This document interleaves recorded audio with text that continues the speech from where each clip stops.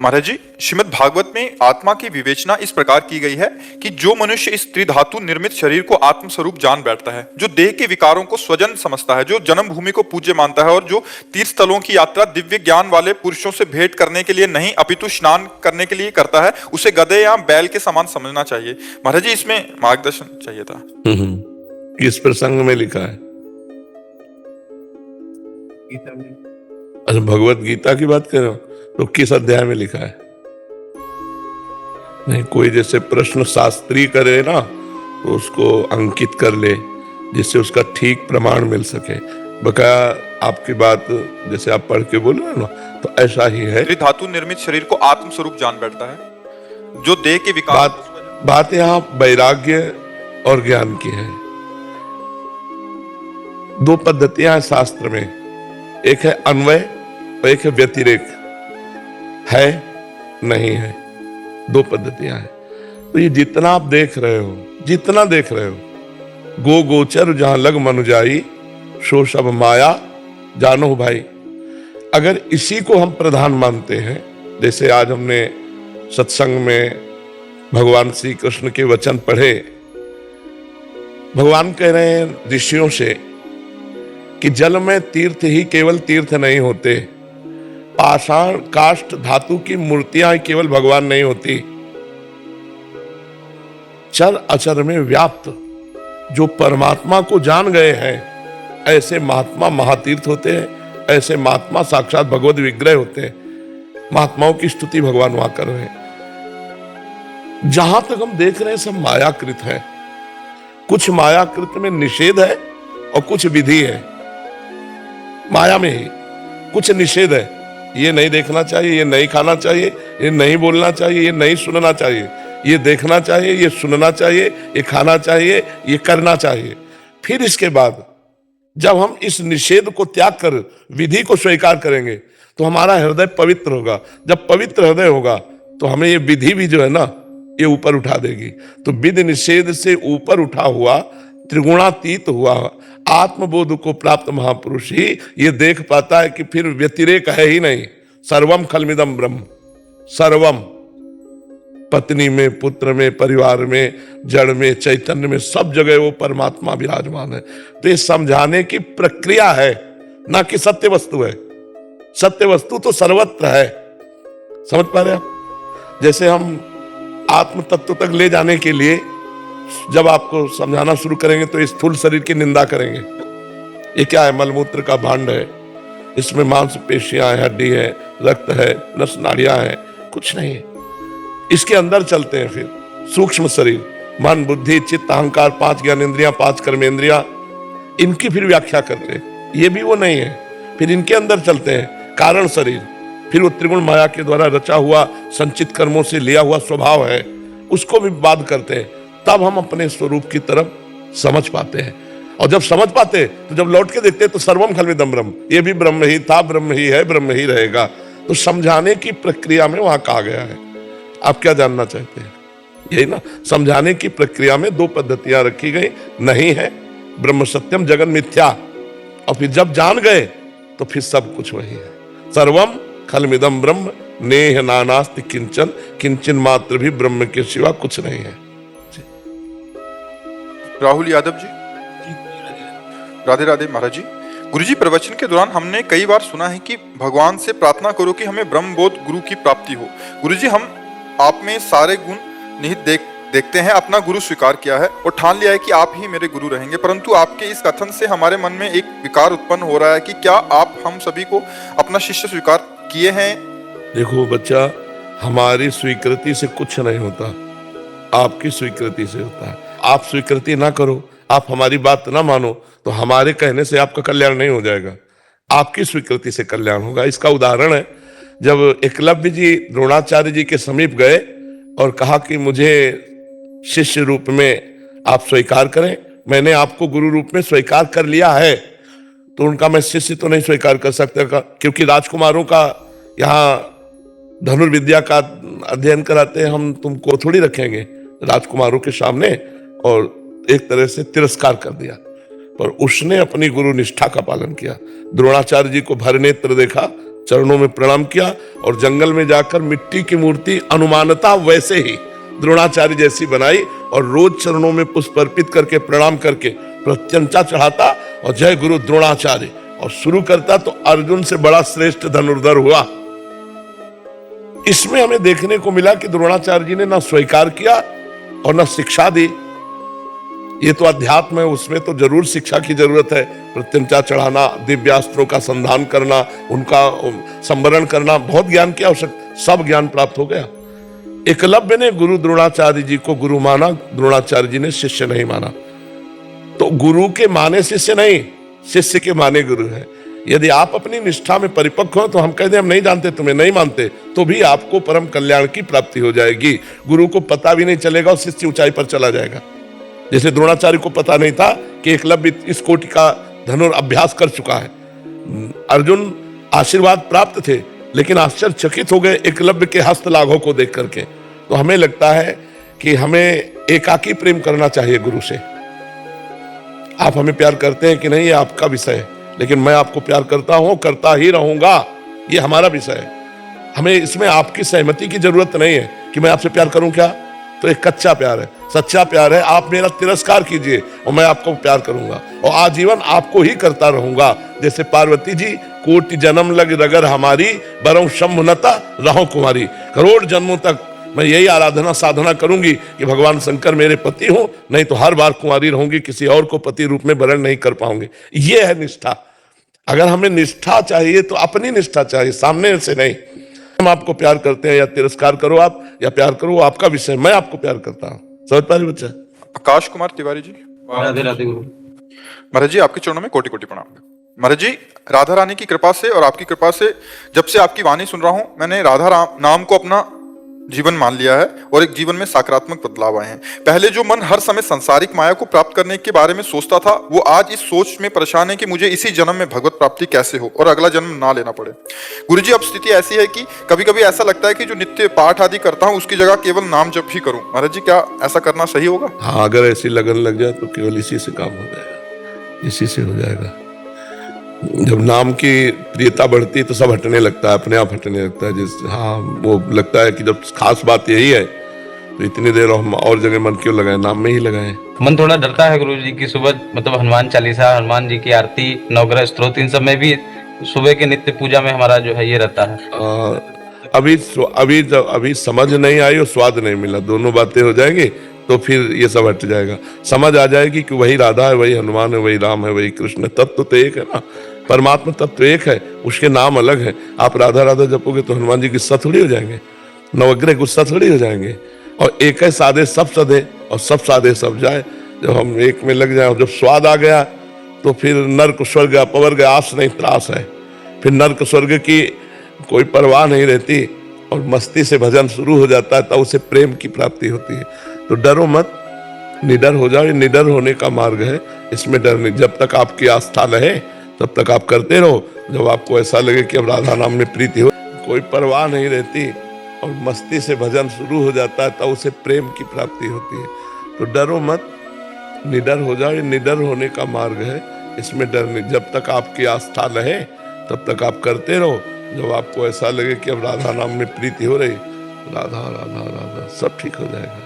महाराज जी, प्रारंभिक साधक भी इस वाक्य को सुनेंगे तो महाराज जी आपके द्वारा ही दिया हुआ कुछ नियम भी होता है कि जैसे 84 जी पाठ करना है तो नाम, और इसका फल होगा कि वो जैसे तन्मय हो रहा है। अब जैसे हमारा मन इस समय मंत्र में लग रहा है, हमारे पाठ का समय तो छोड़ दो पाठ, चुपचाप मंत्र में लगो। मन लग रहा है तो जहां लग रहा है वहां हटाने की जरूरत। अब हमारा मन पाठ में लग रहा है और मंत्र जपने का समय तो हम पाठ में लगेंगे, क्योंकि मन लग रहा है, हमको उसको सपोर्ट करना है। वो तो लग रहा है और उसे सपोर्ट कर दिया तो बहुत अच्छा पाठ हो जाएगा, बहुत अच्छा जप हो जाएगा। अब मन कह रहा जप करो करो पाठ, तो स्वाद नहीं बन पाएगा। तो मन जिधर लग जाए, हाँ विषयों की तरफ मन जा रहा है तो उसे घसीट के लाओ भगवत स्वरूप में, लेकिन भगवान के इसी अभ्यास में, या तो पाठ में लग रहा है। अब मान लो सेवा में मन लग रहा है तो हम सेवा में लगा रहे हैं, जप में लग रहा है तो जप में लगा रहे हैं। अब जैसे वाणी का आवेश है, वाणी का वेग आ गया, अब गाने में लगेगा, अब जपने में नहीं लगेगा। तो उस समय साधक को देखना चाहिए कि गाने का मन है तो हम 84 जी गा रहे हैं, अब वाणी का वेग शांत हो गया है, अब बोलने की इच्छा नहीं, अब बोलोगे तो अच्छा नहीं रहेगा, मन प्रसन्न नहीं रहेगा, तो अब जप में लग जाओ। आंतरिक मन की स्थितियों को देखना चाहिए, उसके अनुसार चलना चाहिए। और महाराज जी, आपने बताया था कि जैसे शादी के पहले बहुत सारी फोटो देखते हैं हाँ हाँ और शादी के बाद एक ही है। तो मैं 2 महीने से आपको देख रहा हूँ, तो मैं जिस भी मंदिर जाता हूँ तो मैं अब सिर्फ राधा राधे ही करता हूँ, जी क्योंकि हरि हर हैं और सब मेरे को काफी 28 नाम मैं बार बार जपता हूँ, जी जी क्योंकि मेरा मन 28 नामों में याद हो गया। उसमें बस एक ये था कि जो पूर्ण चंद्र विभानना है, जी वो पूर्ण चंद्र विभानना है या पूर्ण चंद्र निभानना है, क्योंकि पूर्ण चंद्र विभानना होता है पूर्णिमा की चंद्रमा को सुशोभित करने वाली, जी। वो निमानना है या विभानना है? पूर्णचंद्र विभानना। विभानना, और पूर्णिमा की चंद्रमा को सुशोभित करने वाली पूर्ण चंद्र विभानना। और आनंद का मतलब मुखारबिंद होता है।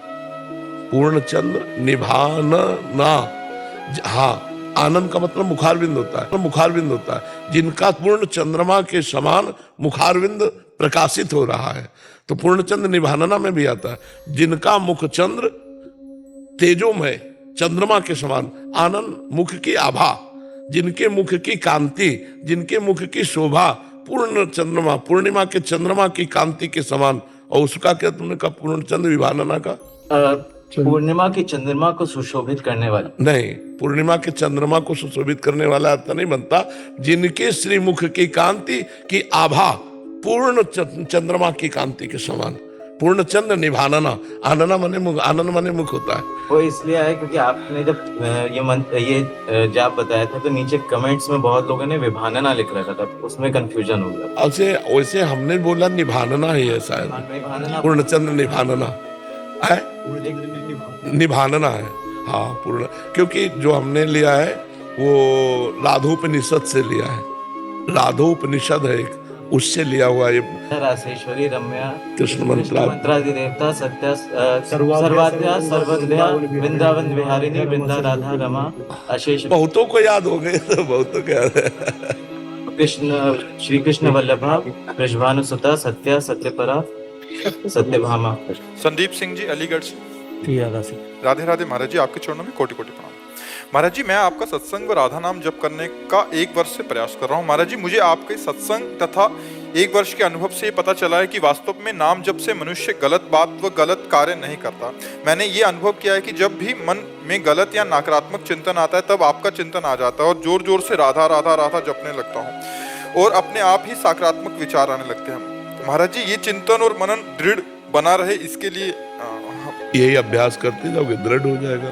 जो हम अभ्यास करते हैं आगे दीर्घ काल, सातु दीर्घ काल निरंतर सत्कार सेवितो दृढ़ भूमि, पातंजलि योग में लिखा हुआ है कि जो हम दीर्घ काल तक निरंतर आदर पूर्वक करते हैं वही दृढ़ हो जाता है। सातु दीर्घ काल निरंतर सत्कार सेवितो दृढ़ भूमि, जैसे हम नाम जप आदर पूर्वक करें तो थोड़े समय बाद नाम जप दृढ़ हो जाए। दृढ़ हो जाने का मतलब हम किसी से बात कर रहे हैं, रुके तो चल पड़ा राधा राधा, हमने जपा नहीं लेकिन चल पड़ा। हम सो के उठ रहे राधा राधा राधा, तो मतलब वो दृढ़ हो रहा है, अब वो हमको पकड़ रहा है। पहले हमने पकड़ा राधा नाम को, अब राधा नाम हमें पकड़ रहा है। पहले हमने भजन को पकड़ा, अब भजन हमें पकड़ रहा है। ये बहुत सौभाग्य का विषय होता है कि हम जपे नौ स्वतः जपन शुरू हो जाए तो एक मन में आनंद आता है कि भगवान की कितनी असीम कृपा है कि महामहिम जो हरि नाम जपते हैं वो राधा नाम हमारे हृदय में अपने आप चलने लगा। ये कितनी कृपा की बात है। वो फिर रोने लगता है, फिर आनंद आने लगता है। और अभी तो ये इतना है, फिर अनुभूतियां होने लगेंगी, दिव्य महापुरुषों के दर्शन, दिव्य भगवान की लीलाओं के दर्शन, अरे निहाल हो जाओगे। और इस लोक में भी सर्व सुख मिलेगा। ई परलोक सकल सुख पात मेरी सो भैया कृष्ण गुण संचु, हरिवंश महाप्रभु कहते हैं। तो हम ये कहते हैं कि भगवान अगर आप उनके आश्रित हो तो आप गरीब कैसे रह सकते हो। तो हमें थोड़ा इंतजार करना चाहिए। यदि हम नाम जप कर रहे हैं और आज हम समस्याओं से घिरे हैं तो इसका मतलब नहीं कि नाम जप का कोई प्रभाव नहीं। आप चुप रहिए, ये समस्याएं एक दिन झाड़ू लगा के बाहर हो जाएंगी और आप आनंद मगन हो जाएंगे। आप मतलब समझ नहीं सकते, 1800 रुपया महीने की दवा चलती थी, 1800 रुपया नहीं थे दवा के लिए, किडनी फेल थी। पानी रखा है, शरीर में पीड़ा है कि हम उठ के ले नहीं सकते। और आज जहां अपना सगा बेटा वो सेवा नहीं करेगा, नहीं करेगा, ऐसी सेवा सगा बेटा नहीं करेगा जैसा ये संत जन करते हैं। आज के समय में कौन बेटा अपने पिता के कपड़े धो रहा है? कोई नहीं। कोई बिरला, मतलब हम कह रहे हैं बहुते साधु हो तो बात अलग है। कौन सी ऐसी सेवा जो ये लोग ना करते हो? मतलब कैसे हम तुम्हें बताएं? तो ये क्या दिखाया भगवान ने कि हमने भगवान के सिवा किसी को अपना नहीं माना। तो इतने रूपों में भगवान प्यार करते हैं, सब इन रूपों में। ऐसी कोहरा सर्दी में कौन रजाई छोड़ना चाहेगा?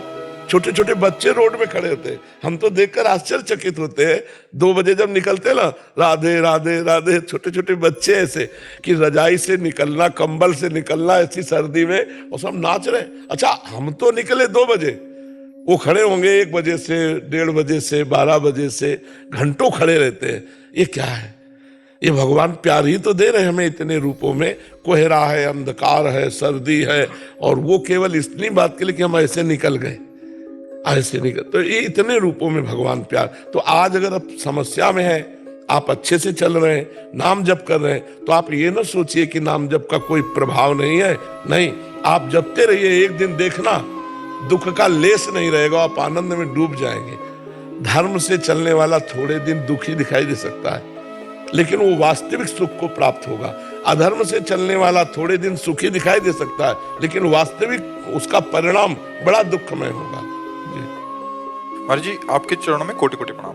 महाराज जी, अभी आप श्री के वचना अनुसार चलते हुए भगवत मार्ग पर चलने का प्रयास कर रहा हूँ, पर महाराज जी पूर्व में सत्संग के अभाव में मुझसे बहुत सी गलतियां और अपराध हुए, जिसके आप श्री की कृपा से मैं दूर हुआ हूँ अभी। महाराज जी, बचपन से पुरुष शरीरों के प्रति आकर्षण के कारण मन की स्थिति खराब थी, और मोबाइल के और ब्रह्मचर्य और अवलो नसानी अवनान सही हो, ये सूत्र अपने जीवन में धारण करो।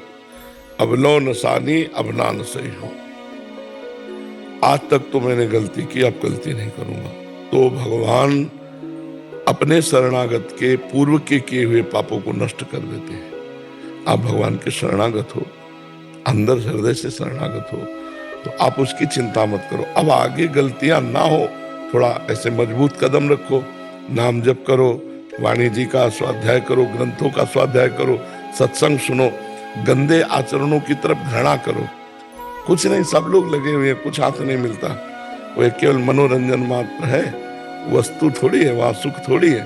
तो धर्म पूर्वक सुख भोगो, अधर्म युक्त पाप आचरण करते हुए फिर जीवन नरक हो जाता है। इसलिए संयम से चलो, नाम जप करो, और अबलो नशानी अबना न सही हो। ये दुर्लभ समय मिला है, अगर आप संभाल लो तो संभाल लो, बच्चा नहीं माया सब रौंद डालेगी। दुर्लभ सब पायो नाम चारु चिंतामणि, उर करते न खसई हो, अबलो नसानी अबना न सही। नाम रूपी धन हमको हृदय से मिल गया, अब मैं उसी को जपूंगा, राधा राधा राधा राधा राधा, सब ठीक हो जाएगा। पूर्व के पाप नष्ट हो जाएंगे, आगे पाप करने की प्रवृत्ति नहीं रह जाएगी, और भगवदानंद का अनुभव हो जाएगा। नाम में लगो, नाम। ये हम अपने जीवन का अनुभव, संतों का अनुभव, सबको नाम नाम नाम में लगो, आनंद ही आनंद लूटोगे। थोड़ा समय धैर्य पूर्वक जपते रहो। जैसे किसान फसल बोता है तो तुरंत नहीं काट लेता, 6 महीना लगता है। ऐसे ही तुम तुरंत सोचो कि राधा राधा जपूं, चेक आ जाए, राधा राधा जपूं, आनंद की बाढ़, ऐसा नहीं आएगी। समय होगा, धीरे धीरे वो जब फसल परिपक्व होगी तब आनंद का अनुभव होगा।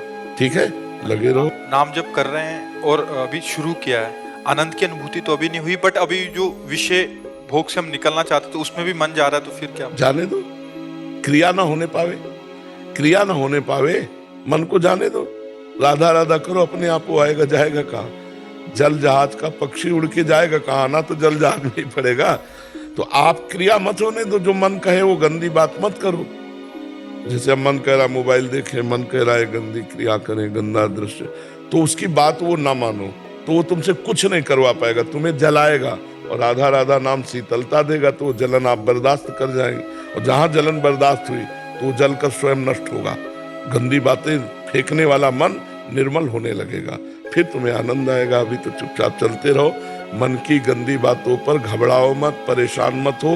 वो गंदी बातें मन से निकल रही हैं, बस उसके अनुसार करना मत। अगर कर लिया तो फिर नया संस्कार जमा हो जाएगा, फिर उसके मिटाने के लिए और भजन करना पड़ेगा। तो अगर सावधानी से चलोगे तो जल्दी लाभ मिल जाएगा। महाराज जी ये बहुत मुश्किल होता है जो आपने बताया। हाँ, मेरा भी प्रश्न यही था कि जो ये चलन बीच में अंतराय, जब तक सुख मिल रहा है भजन का तब तक तो सब सही है, हाँ, जैसे ही वो बंद होता है ना महाराज जी, हाँ, मानते हैं, आता है बर्दाश्त करना, मानते हैं, तो कोई ना कोई संकल्प बन जाता है। हाँ मानते हैं। इसीलिए दुर्लभ पद कहा गया भगवान का, नहीं कहा गया मम माया दुरत्यया। भगवान ने कहा मेरी माया दुरत्य है, पर बच्चा भगवान के नाम में बड़ी सामर्थ्य है। अगर हम फिर यही आपसे कहते जब जलन हो उस समय उच्चारण करो राधा राधा राधा, देखना आप जीत जाओगे। आप अगर ना कोई जीतता तो कोई भगवान को प्राप्त ही ना होता। नहीं, हम लोग टूट जाते हैं और मन के अधीन हो जाते हैं, और जो मन को अधीन कर ले वही भगवान को प्राप्त कर लेता है। जी को तो पता है ना महाराज जी कि हम नहीं चाहते, लेकिन और पूरा प्रयास भी कर रहे हैं। हाँ, पर छूट भी दिए, दोनों बातें हैं। वो छूट भी दिए और आपको नाम भी दिए। अब देखो आप छूट लेते हो या नाम लेते हो, अब आपको देखना है। दोनों पॉइंट है उन्हीं के। इधर जाओ गंदा नाला है, इधर जाओ गंगा जी हैं। अब किधर जाओगे? ताकत तुम्हें दी है चलने की, अब जाके डुबकी किधर लगाते हैं तुम्हारी बात है। श्री जी के दोनों हैं, तो अब आप निर्णय आपको करना पड़ेगा कि मुझे गंगा जी में गोता लगाना है या काम क्रोध आदि गंदे नाले में गोता लगाना है। तो हमें गंगा जी में लगाना है, तो हम अपने चलने की ताकत इधर ना खर्चा करके